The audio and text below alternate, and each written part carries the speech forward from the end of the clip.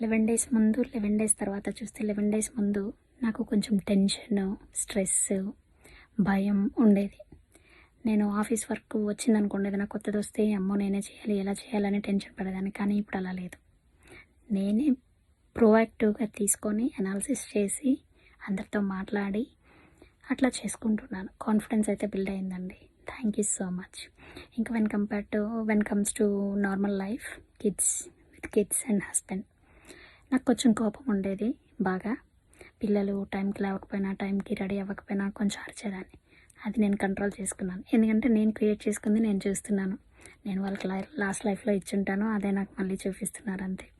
అది నేను అర్థం చేసుకున్నాను. ఏదైనా మనమే క్రియేట్ చేసుకుంటాం అనేది తెలుసుకొని దాని ప్రకారం న్యూగా ఇప్పుడు క్రియేట్ చేసుకుంటున్నాం. ఆ డిఫరెన్స్ చాలా ఉందండి. ప్రతీదీ ఎలా చూడాలి అనేది నేర్చుకున్నాం. ఏది జరుగుతున్నా అది మనమే దానికి రెస్పాన్సిబుల్ అని తెలుసుకున్నాం. Thank you so much.